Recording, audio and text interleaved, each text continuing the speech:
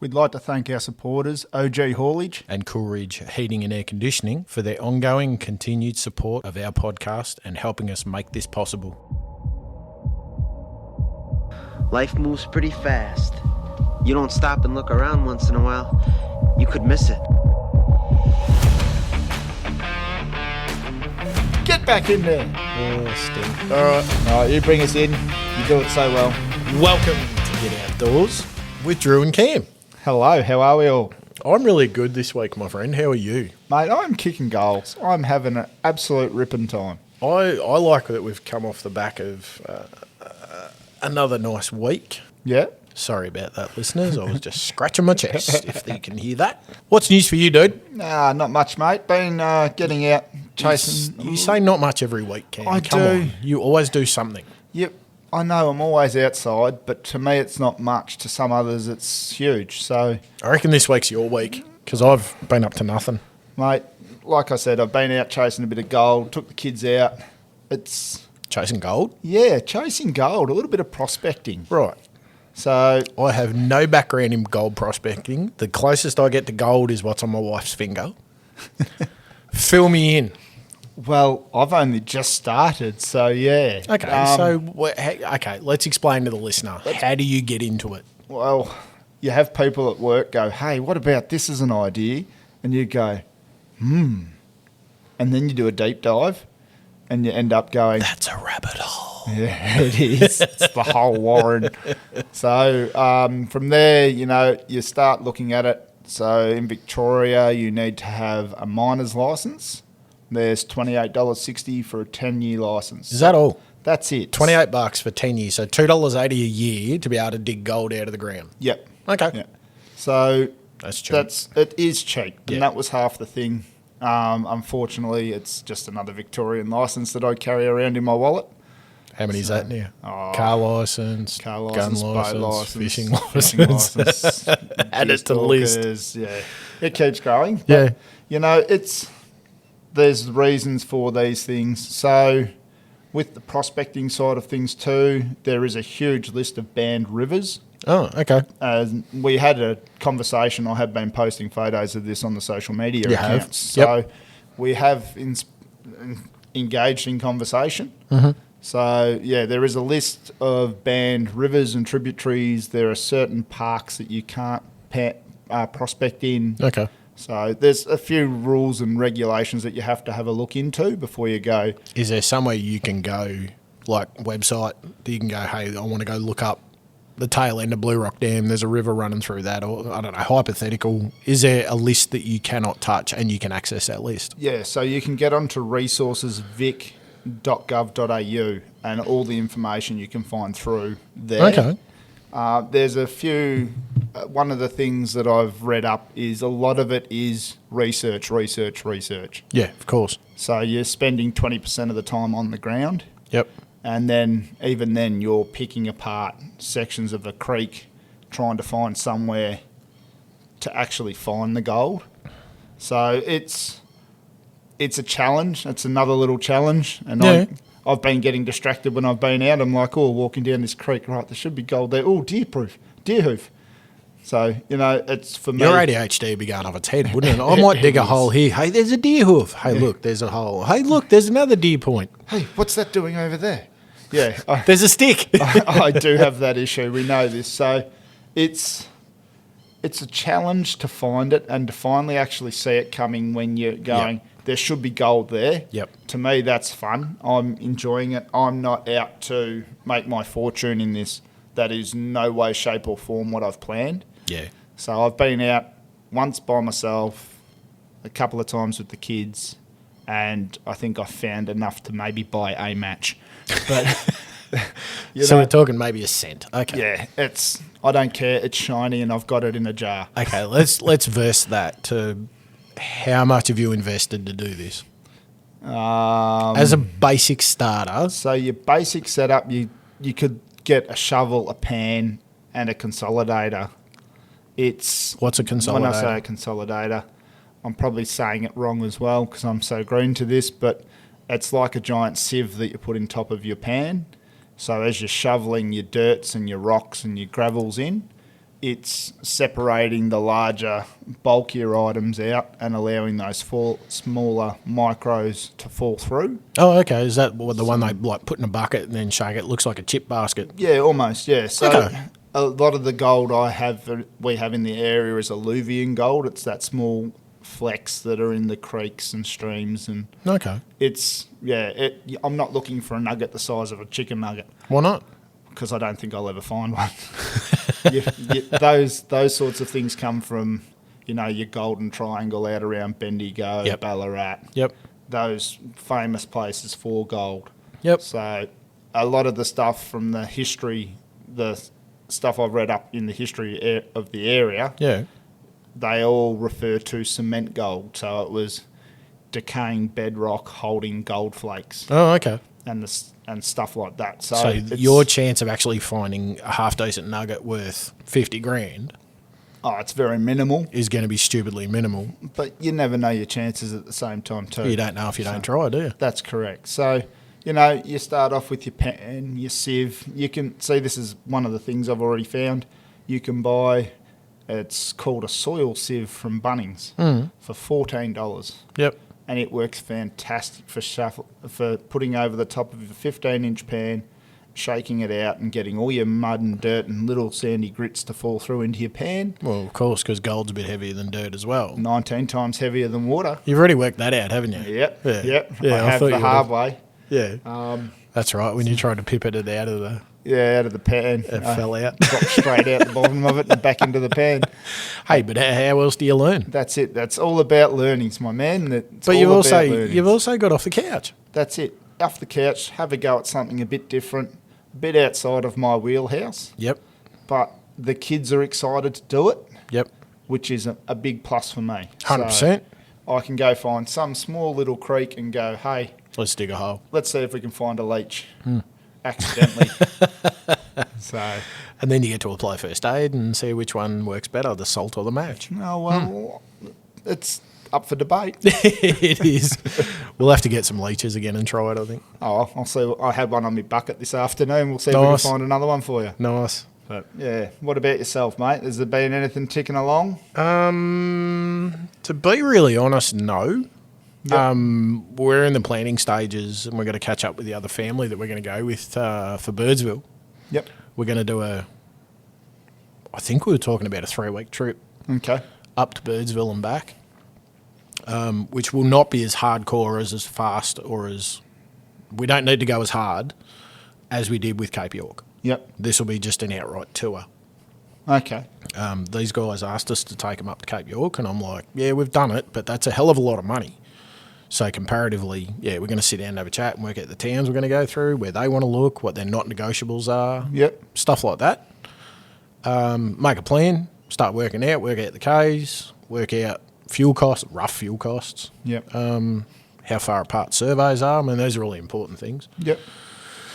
Start laying a big game plan out realistically. Make a game plan, yeah, 100%, dude. Yep. Yep. And work it out from there. That's probably the closest I've got, because weekends at the moment are full of kids' basketball, and Yep. I now take my youngest climbing once a week. Yeah, I've been seeing that. Yeah. It's been happening a bit. She's not an extremely active person, but not as active as my oldest. Yep. But her climbing, she gets down from that. She's like, Dad, every muscle's aching. I'm like, yes. Oh, sorry, mate. Are you okay? Yep. Yep. Yes. It's that pushing them that little bit further. Well, I'm isn't not even pushing her. She's learning to push herself. it? Okay. She went from the kids' walls when we found out we were able to go on the main walls. Whew, she's up them Yep. and really trying. And every now and then she's like, Dad, I can't go any further. I'm like, mate, try your left hand on the purple rock. And she's like, bang, pff, up to the roof. It's good too because it's going to let her know where her limitations are. Spot on, dude. And I've got the realistically, isn't rope. it? She can't fall. Yep. So, And look at you go, hey, Mr. Rope Man. I know, right? Yeah. I know. Fantastic, mate. I got no complaints about it. Yep. We were a bit hungry a bit earlier, Cam. We were. And you decided to bring another Ontrack meal over to try. Well, we bought the Ontrack meal, but the main thing I really wanted to try was their flameless heater bag. Yeah, you did. I finally bought one of those. I reckon they would have been really good for you on Snake Island. Look, they would have, but I was already carrying my jet boil, and I was planning to be cooking using water for cooking. So the overnighter, yes, 100%. You're not having to carry water to cook realistically. You've got 60 mils. That's all they require. Yep. Which is what, realistically, 2 shots of water. Yeah. So, and it doesn't stipulate that it has to be clean, potable water because your meals are in sealed bags inside it. So I can picture one of us going, hey, there's a puddle. Throw a bit of that in there. but this is the thing. You could use a puddle. You could. You could use some snow and get it to melt. And it's actually not going to affect your meal because that's in a sealed packet anyway. Correct. 100%. You're not going to get any sort of contamination through. So I want to say that meal was fantastic. Yeah, that was a very simple meal to knock up. What was it? The spicy Mexican beans? The spicy Mexican beans from Ontrack. Yep. I mixed in a Uncle Ben's rice from Coles, Yes. Mexican style rice. We put them into some tortillas with a little dollop of sour cream.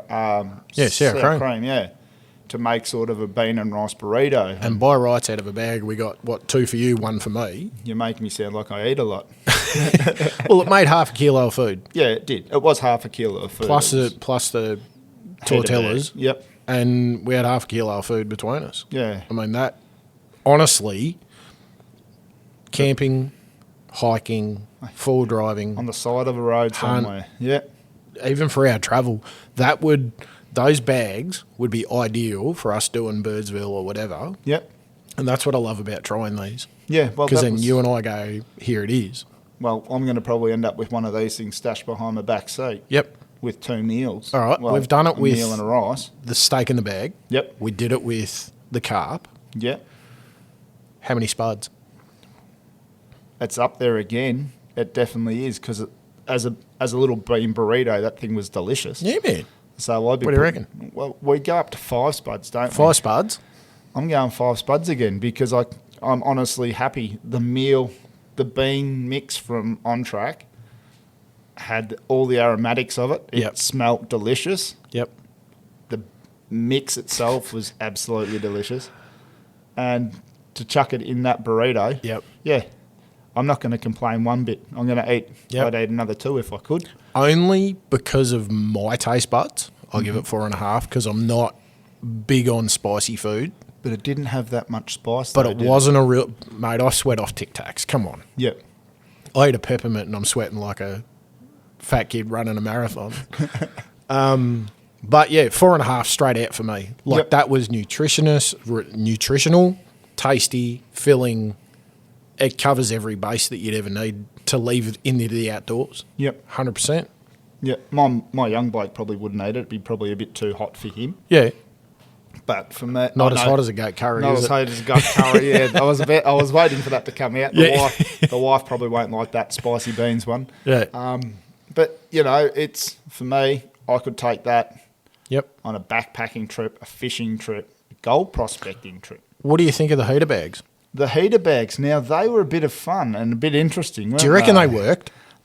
It worked fantastically once I realised that I'd stuffed up. Is there a trick or a tip for these things, Cam, or not? Now they say to add 60 ml of water in your meals, Which we did. which I did. The step I missed was removing the heating element from its own individual The plastic chemical bag. heating bag was in its own wrapped plastic. And I poured water in there and said, rightio, let's stand here and watch this for a minute. 10 minutes later, nothing happened. So, look, I'll wear that, 100%, but this is the thing. It always pays to try stuff at home, doesn't it? Bingo. If we try to go curry at home, I'd know that it was no good to take with my wife to feather This is top. it. So we live and we learn. We all got a bit of a chuckle out of that. So be it. I can deal with that. Water off a duck's back. Exactly right. But the heater bag, I am super impressed with it in itself because it took 500 grams, 2 food pouches, Yep. and heated it up perfectly. No fire needed. No jet boil needs to come out. So essentially, you can carry less stuff when you're hiking, camping, and it's being that it's so compact Yeah. that it takes up next to no room. Yep. Like we're talking, like the actual heater bags, 5 of them rolled up was less than a size of socks. Yeah. Yep. Rolled up socks. Yep.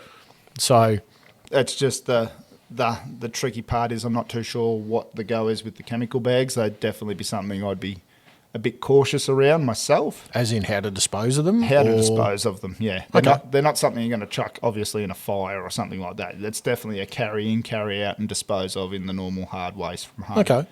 So, Well, that's an element to look at because they are plastic, or they're Yeah. not really plastic. They're the lined bags that they are, the sealed bags. yeah. It's not something you want to throw in the fire anyway. No, that's right. So, But yeah, I mean, for that quick day trip, like I said, I'm going to end up with one in behind my back seat. Mm-hmm. It's just a grab and go. All right, I'm going to be out a bit of a day today. I can grab that, and I know I've got something to eat. that'd be even ideal for you doing a night shift. Yeah, If you wanted to, we're a little bit spoilt. We've got a full kitchen, so yeah, but you could. you could if you needed to. If you were having We're to work talking- remotely, so even if I was turning out to a strike team, one of those in a bag Yeah. is always going to be. I could handy. even take it to work driving the truck You could do. You could have a hot meal wherever you are. in the heater bag, that's without the the thing. heater bag, whatever I want to do. Those meals are just gold. Yeah, and that's the best thing about these shelf-stable, batch-made meals. You can take them and use them wherever you think you could. Yep. So they're not. I'd actually like to challenge our listeners to find somewhere you couldn't, where they wouldn't be useful for you. I'm going to go and cook one on the streets of Flinders Street, on the steps of Flinders Street Station. I think you'd get shot before that bag stopped steaming, but by rights, You could. you could put it in the kitchen because it doesn't give off a lot, and you can sit it there for the 10 minutes while it heats up. Yep. And you're done. They have got that warning for the 10-minute cook time. Yep. And after our 10-minute cook time, the bag still did have residual heat in it. The did. meals were heated perfectly, though. This is if it. you But ask me. Pop it next to your chair while you've cooked dinner and you're eating your meal. Yeah. Done. That's it. So, Absolutely done. yeah. But, Nah, that's awesome, Keem. I think that's fantastic. And they do have a big range. I'm eager to try some more of them. well, that's the thing. There's a vast array of them out there. Yeah. I just saw that one. I was in BCF the other day and thought, oh, well, we've got something else to try now. We'll grab one of those. That's it. They're on the shelf there at any BCF. Mm-hmm. And the Ontrack meals are an Australian-made company as well. Well, Australian-made products, from what I understand. So, And they're scientifically put together to be shelf stable for 3 years. yeah, So why wouldn't you? that's it. For every outdoor person of any way, shape, or form, bring it on. Yeah. I mentioned earlier about trying carp, Yeah. mud marlin. I was about to say, well, we're on the conversation of cooking and eating. Yes. Yeah. What other names are there? Mud marlin, There's the mud marlin, the mud pig. mud pig. Yeah. Yeah. Oh, I forget what some of the other ones are, but there was a thread on Facebook, I think it was, with all the names, and it just Yeah. kept going. It was Yeah. it was a great one to read. That is awesome. But yeah, so we recorded this a little bit ago. We did We've because got you a brought some carp round to my place because I wasn't game enough to try it until we discussed it. Yeah. Well, we were disgusted at it, but we still had a go. Well, dude, this is the thing. I was actually quite surprised with handling, Yep. good fish handling, how well it actually did come out. Yeah. I was expecting a partial muddy taste, but that's just from what everybody tells you. So, But thankfully, we were able to work that out. yeah, well, Fortunate. with that fish care, with that whole ice, putting the fish straight on ice, going through all that process, it worked. And it was a bland tasting fish, but I would eat it again if I had to. Something like that, you'd throw a herb on it, and I think you could get most people to eat it until you told them what it was. Yeah, well, that's what they did on that Eat the Invaders. Yeah. They gave them a plate of fish and chips. They ate it, and then they told them at the end, you realise you've just eaten carp. And 95% of them were surprised. Yeah. Seems like it's a bigger thing in South Australia, though. It does, from talking to Zach, it does. Yeah. So, it's... We've got an A big upcoming thing. shared podcast with a gentleman in South Australia. Where is he from? The Hunting Connection Hunting Connection podcast. podcast. We with haven't Zach said his name Williams. enough yet. Yeah.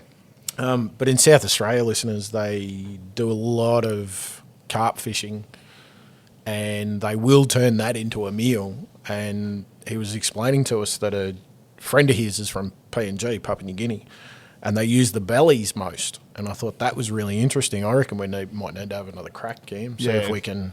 Well, I did take those top fillets, and they did seem to be full of bones. Yeah, But if we can speaking pull with the him bellies too, and they've said to even mince them. So, like Yeah. you had suggested originally when we were discussing it. That's what I was told. A lot of old Greek or Italian people that I've spoken to that have eaten a lot of European carp back home, Yep. they're like, we just clean them up, scale them, cut the heads and tails off, and bzz, off we go, and put them through a food processor Yep. and make patties. Okay. I'm like, interesting. But listeners, we ended up cooking some. We did. We Cam, bit the bullet, and I don't know if you mentioned it. We're going to insert the cook. We didn't want to bore you with our lead up and editing and everything like that. we'll apologise for the sounds of eating on a podcast. We yet do again. eat for a brief couple of seconds. You'll hear us, but It was in the name of actually trying something. it was research. Yeah, it research. was something outside our wheelhouse that we'd all just. A lot of you sit around with your mates and all joke and go, "We should try carp one day." Well, And everyone goes, "Bleh, no yeah, thanks. no thanks. But at least we went. You know what? Let's have a go. Well, this is it. You and I both know we're not going to poison each other. Oh, maybe. Mushrooms, anybody? But I think the big thing, Cam, and even talking with other people in regards to us eating that carp, that they're all like, "Oh, was it muddy? Did you put it in a bath for 2 days?" Or yada, yada, yada. Yeah. But due to research, you were able to find out. We loved it to death. We loved it. Cam, you caught them that morning. Yep. Ended up coming around here. We ended up, you put them in an ice bath. Yeah, a fishing ice bag. So just sort of like a shopping bag, but you've chucked a bag an of ice in there, insulated so bag it's a with slurry ice of in it. ice. Yep. And what's that done? Cooled the That's- meat down because they're a cold water. It's to slow the fish down, slow the whole body down. So it stops the enzymes. It of- should stop it releasing of stress panic. enzymes, yeah. And in turn, didn't give the meat an off flavour as we discussed. Yeah, and I think also we discussed I was concerned about the slime contact. Yes. Because they are a slimy fish. Yes. So we did everything to prevent the slime touching even the chopping boards that I ended up cleaning up the end fillets on.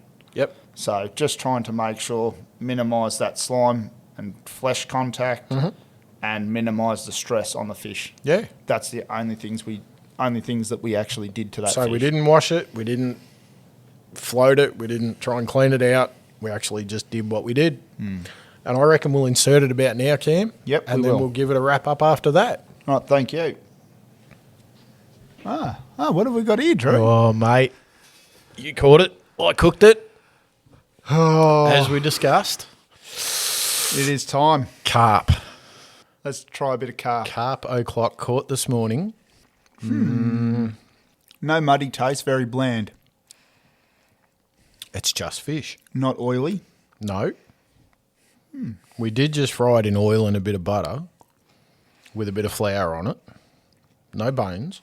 I'm a little bit impressed. The bones bit was the trickiest part. They seem to have bones on bones on bones. Bone layers. I'd eat that again. I'm going back for my third piece now. For all the hype, that's actually not bad. Now, you were saying you caught a couple, Cam. Yep. Yeah. Straight away out of the water, bloodline, on ice. So the big girl that I caught, so Right. everything I've read up on. Don't think I'm rude. You keep talking. I'm going to keep you eating. keep eating. I've been eating. Everything I've read up on, they recommend the fish in the 3 to 4 kilo range. And you're looking for the female. So the female has a more rounded anal fin and vent is more exposed. They are slightly wider in the tummy. I would not, for the work I think you had to put in, would chase that to eat it, Yep. but it would keep you alive. Oh, if it was a survival situation, you'd cook the whole fish whole as bolus and just pick it off the bones. I'm really surprised. I'm actually happy with how that tastes. Yes. I am honestly not going to drag bags of ice with me and all the filleting stuff again when I still go out chasing them. No. But to say I've actually eaten carp, Yes. And- That's actually you. How many people do you know that could actually legitimately say they've eaten carp? well, none. Oh, there was one fella from work that mentioned he'd eaten it years and years and years ago. I think for the amount of work we'd put in to actually get a feed, like if you were going to feed your family or mine, and we got, say, 3 or 4 good ones, you'd absolutely put it through a Vitamizer or a blender, make it a paste, and make fish patties. Yep. So you're not mucking around with all those bones. All the bones. That's the hardest part. So I'm sorry, it is enjoying this, but have to eat it. It's interesting because it's not like everything I've read on it too. It's not a very strong flavoured fish. Did you just find a bit of a toothpick? I didn't want to say that out loud, but yes. They're not a very strong punchy taste. No? The muddy taste, from what I've understood from the read up I've done on this, was when they're stressed. It's an enzyme they release into their body. We discussed this a few previous episodes ago, hence why we're doing this one. Yeah. But I remember you saying the tagline was you've got to love them to death. You've got to love them to death. That's what came off that Eat the Invaders TV show. Yep, 100%. So I caught this large female this morning on corn kernels on a simple running rig. I took her out straight off the hook into a fish bag with 2 bags of ice in it. So she was straight onto the ice to slow her right down. Yep. She probably was on ice for an hour in a nice slurry with a bit of river water in there. Yeah. So it's automatically stopped the enzyme from it's ending up. Yeah, and then they're a very slimy fish to handle. Yes. So they've got scales the size of 20-cent pieces. I've done everything to try and minimise, because I know flathead, you get that slime off the flathead on the fish. Ugh, tastes shocking. The taste can be terrible. Yep. I was wondering, does that terrible taste, is that from the slime contacting the flesh as well?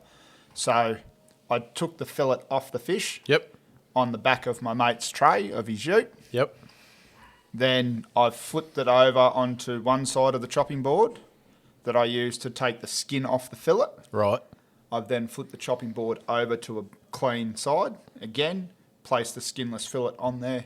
Yeah. And then tidied it up. So awesome. Yeah.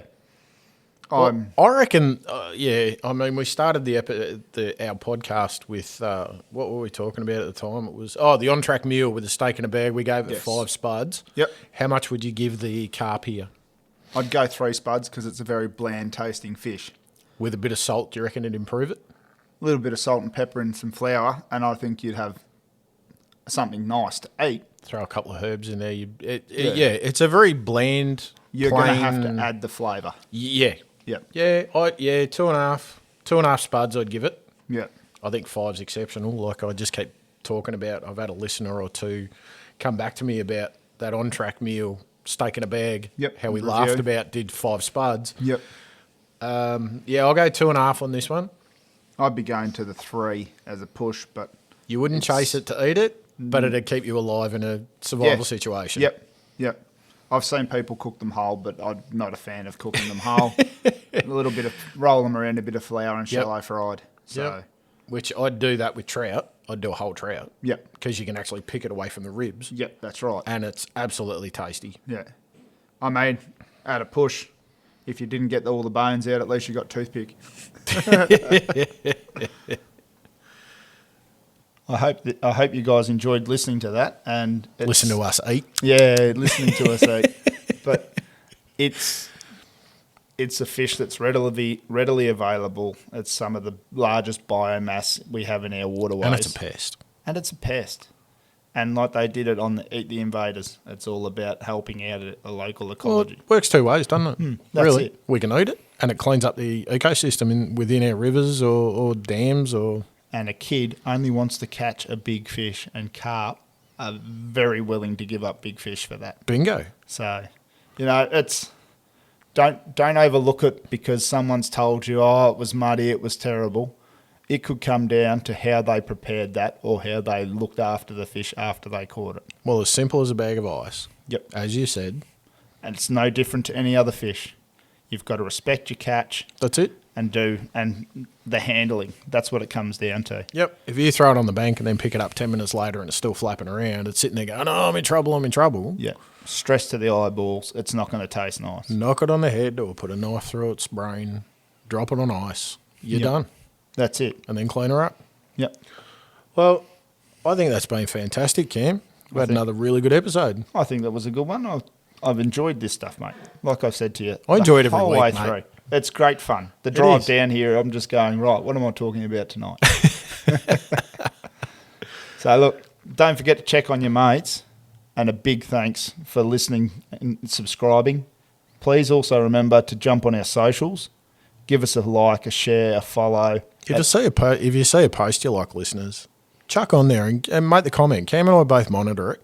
And it gives us feedback about things you like, you don't like, what we could do more of, less of. We can throw up a few more polls and see how we go with stuff like that too. Polls, asking and answering pictures. questions. And because our drive is just to get a listener off the couch, enjoying the outdoors for any level reason, Yep. this is the reason why we do it. It is. Even if you could leave a review, if you've enjoyed listening to an episode, share it with a mate off Spotify or Apple iPods. Get on there and give us a feedback. Yeah. Feedback would be fantastic. It helps us out. It helps share us and helps gets us out. Keeps us in people's faces when they look up Spotify or look up Apple and go, oh, maybe something about get outdoors. Oh, hang on, here's the boys. Look at this. I think it might keep us in their ears. Keep them in their ears. But anyway, cheers all. Thank you much for listening. Cheers all. Thank and you. See you next episode.